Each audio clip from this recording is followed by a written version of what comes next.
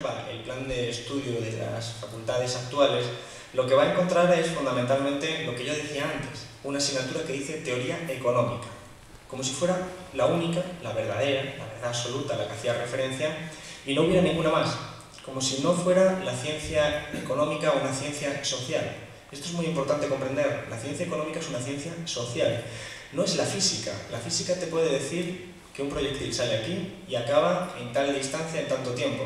La economía no puede hacer eso, porque la economía es una ciencia social, sujeta a incertidumbre, sujeta a probabilidades, sujeta a lo que es la sociedad, que es poco predecible, es muy poco predecible y muy poco precisa. Por lo tanto, la economía al final genera esa paradoja que para los no economistas es totalmente absurda, y es que puedes encontrar un economista que te diga una cosa y encontrar otro que te diga la contraria. Al final se acaba diciendo que efectivamente los economistas somos los mejores forenses, sabemos decir lo que pasó antes, pero no lo que va a pasar. Y no es un problema fundamentalmente de que seamos malos, sino de que el propio objeto de estudio, la sociedad, el sistema económico, es así. Y por lo tanto, sí existen diferentes economistas diciendo diferentes cosas y existen lo que se llaman escuelas de pensamiento que plantean cosas diferentes. Cada escuela de pensamiento tiene unos inicios metodológicos distintos, tiene unas formulaciones de inicio diferentes y tiene unas conclusiones distintas. Cualquiera puede saber que Hayek planteaba unas cuestiones distintas radicalmente de Keynes y radicalmente distintas de Marx, por ejemplo. Son economistas los tres y los tres plantean tres posiciones absolutamente dispares. Entonces, ¿por qué razón una facultad de económicas solo te da una teoría económica? Y además no te dice cuál es. Entonces, el estudiante que no es crítico termina el plan de estudio sin saber que ha estudiado solo una de las muchas opciones que hay para entender el mundo. Y claro, si no te lo han dicho, pues evidentemente al final lo que acaba sucediendo es que te lo crees y al final acabas siendo un economista, pues en cierta medida podemos decir mediocre. Un economista que solo sabe una parte de lo que podría saber como economista. Esto es importante porque en última instancia lo que hablamos de los planes de estudio con la reforma de Bolonia sabemos que se han pasado de 5 años a 4, incluso en algunos sitios a 3. ¿Qué asignaturas se han quitado? Pues fundamentalmente se han quitado todas aquellas que son relacionadas con la historia del pensamiento económico, con asignaturas que tienen que ver con la visión humanista de la economía. En mi carrera, por ejemplo, yo ya estudié sin historia del pensamiento económico. Historia del pensamiento económico es, digamos, la asignatura que te permite tener una panorámica. Te permite tener una panorámica quiere decir que tú entras y eres consciente de que hay un autor que dice esto, otro autor que dice que es mentira, otro autor que te plantea tal. Entonces te permite ver un mapa que te permite incluso situarte a ti mismo y decir, pues yo creo que este hombre tiene más razón que este otro, o creo que los dos tienen parte de razón. Esas son asignaturas que se quitan en los planes de estudio, en beneficio de asignaturas instrumentales, como econometría, matemáticas, contabilidad. Porque el objetivo de la universidad, después de las reformas del llamado Plan Bolonia, no es formar economistas que comprendan cómo funciona el sistema económico y que por lo tanto pretendan dar soluciones, sino que pretenden formar recursos humanos para que sean útiles a la hora de trabajar en un cajero, en una empresa, haciendo cuentas, etc. Es decir, una persona que sea capaz de calcularte cualquier fórmula financiera, pero que si le preguntas que cuál es la relación geopolítica entre la deuda pública china y Japón, se haga un lío.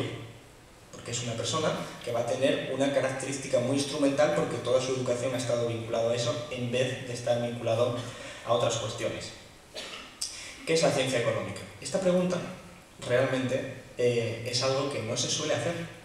No se suele hacer en la Facultad de Económicas. Así como en física están continuamente poniendo en entredicho qué es la física, cuáles son los límites de la física, aquí en economía lo damos por hecho.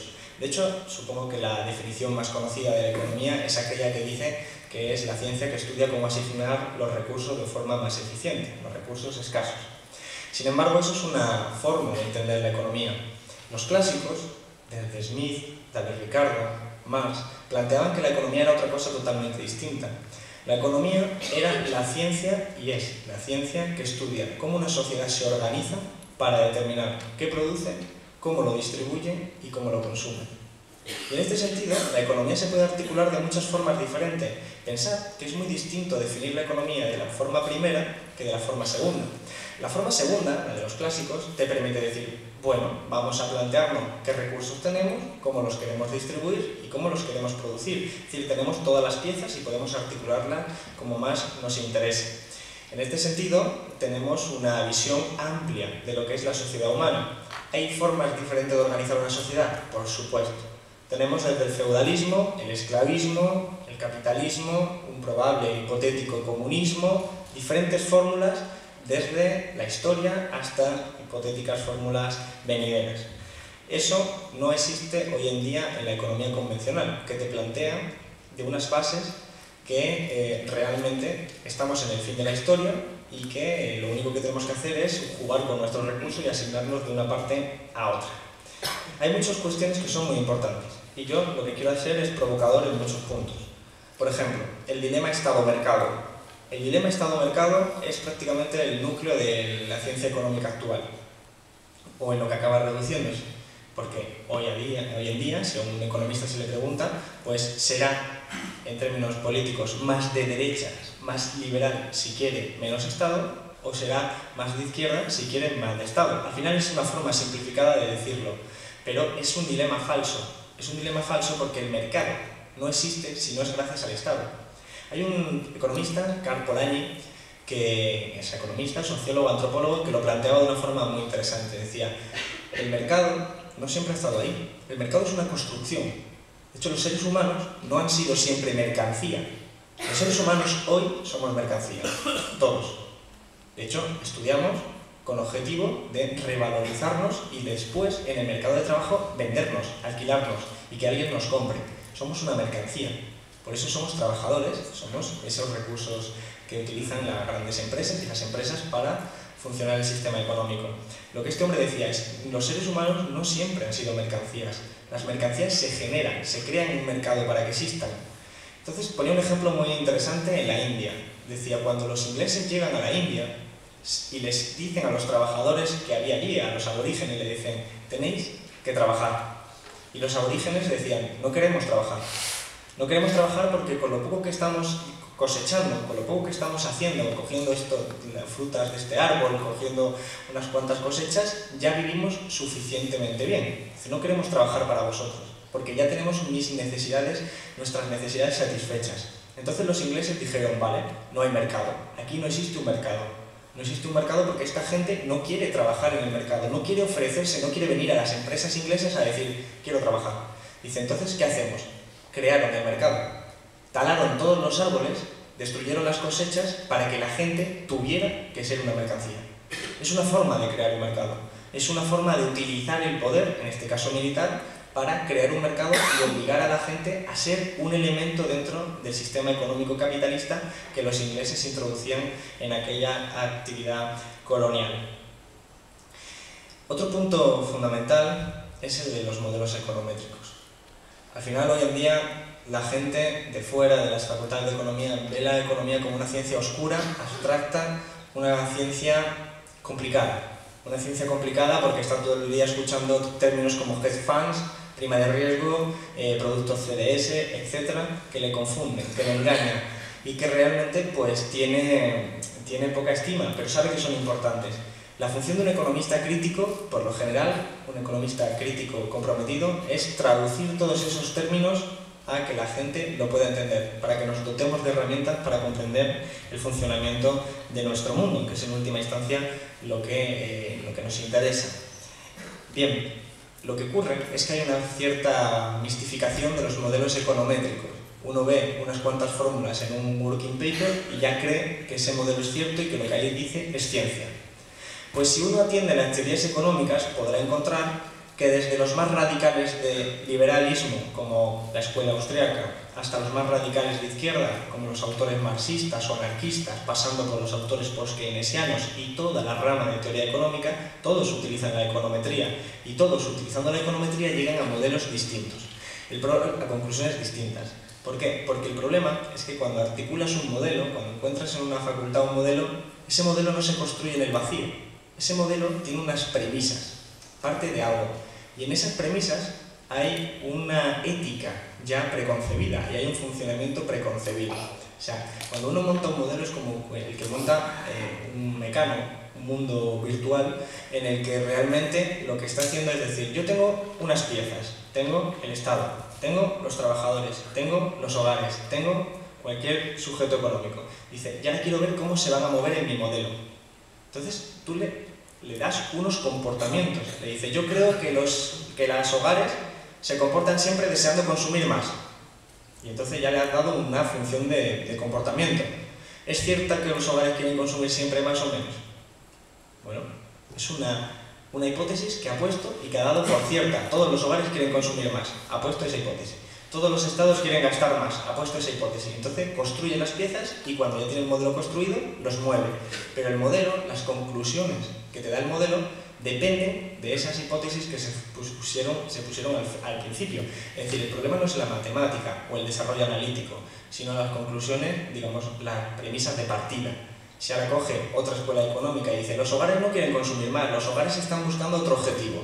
Entonces esa pieza se mueve diferente en el puzzle y la conclusión final será distinta. Todo esto lo digo para denunciar que aquí se estudia un modelo, en todas las facultades de economía, que es el modelo neoclásico. Todos sabéis que el modelo clásico era el de Smith, el de David Ricardo, que critica Marx. Marx también es un autor clásico, pero Marx lo viene a criticar. Entonces, los autores que venían de procedencia como Smith, los herederos de su tradición, pues deciden cambiar su modelo y entra el modelo neoclásico, el modelo que hoy estudiamos fundamentalmente. Llega la Gran Depresión y entonces empieza a triunfar en los años 30, en los años 20, 30, empiezan a triunfar las ideas de Keynes, que plantea unas cuestiones totalmente diferentes, radicalmente diferentes a las que planteaba los modelos convencionales anteriores.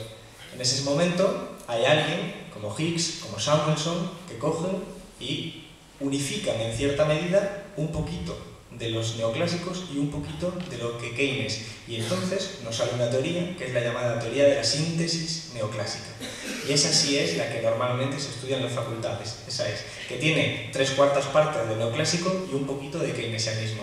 Y esa es la verdad absoluta. Todo lo que ha venido después no se estudia en las facultades, hay que estudiarlo fuera. Por eso se producen elementos pues tan paradójicos como que casi ninguna facultad de este país supo predecir la crisis. Ni la entendió, ni la vio venir, ni todo lo contrario. O sea, de hecho, todo lo contrario. Yo tenía profesores que decían que aquí no iba a poder haber ninguna crisis nunca y que tenemos que parecernos más a Irlanda para poder ser una economía mejor, más competitiva, con menores impuestos, etc. Irlanda, podéis saber cómo está prácticamente igual que nosotros. Es decir, estamos utilizando herramientas que no son útiles para comprender dónde estamos, ni hacia eso, por supuesto, tampoco hacia dónde vamos. Voy a poner un ejemplo que nos preocupa a todos, y es el problema del paro, el problema del desempleo. Cuando uno le pregunta a un profesor, probablemente si preguntáis a cualquier profesor, entiendo que no hago yo, pero a cualquier otro, le preguntáis por qué hay paro. Si a un economista que ha estudiado en la facultad le preguntáis por qué hay paro, ¿qué probabilidades hay de que os conteste que es un problema de dualidad en el mercado laboral? Pues casi todas. ¿Por qué? Porque es lo que ha estudiado. ¿Qué es lo que te están diciendo ahora los economistas convencionales? Te dicen el problema del desempleo es que hay unos que cobran mucho y otros que cobran poco. La dualidad. Los más jóvenes cobran menos y los más mayores tienen fijo, mayores prestaciones, etc. ¿Cuál es la solución que parte de ese problema? Vamos a igualarlos a los dos, por la baja. Vamos a empeorar las condiciones laborales de los fijos, de los mayores, para que todos seamos más pobres y así todos podamos trabajar. Ese es un poco el problema, que si cualquiera coge el periódico del País, etc., es el recurso. Por eso, este gobierno, el de ahora y el anterior, ¿cómo resolvía el paro?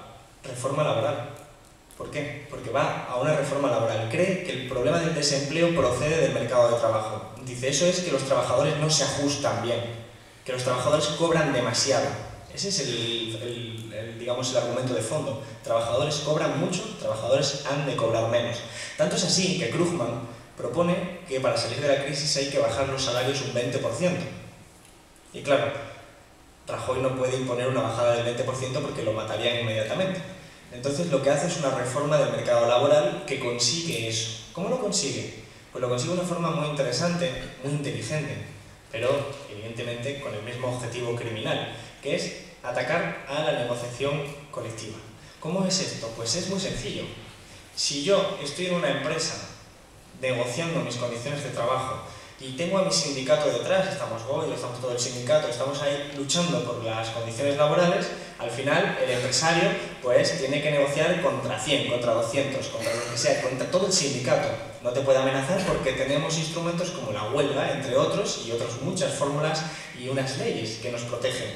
¿La reforma laboral qué hace? La reforma laboral le clava puñales a la negociación colectiva, al sindicato, para que ahora la nueva situación sea que yo negocio con mi jefe. Entonces, claro, la situación cambia. Cambia porque si yo ahora voy a negociar con mi jefe y le digo que quiero un aumento de sueldo, mi jefe me va a decir: Alberto, o te bajas un 20% del sueldo o te despido y contrato a uno de los 6 millones de trabajadores que hay detrás. Evidentemente yo diré, bueno, pues quiero ese 20% menos si la alternativa es no cobrar nada. Esa es la fórmula por la que bajas todos los salarios de la economía sin tener que anunciarlo en el BOE, sin tener que salir en la televisión diciendo que tienes que bajar los salarios. Consigues que todos bajen al 20% haciendo una reforma laboral. ¿Funcionará? No. Y voy a explicar por qué.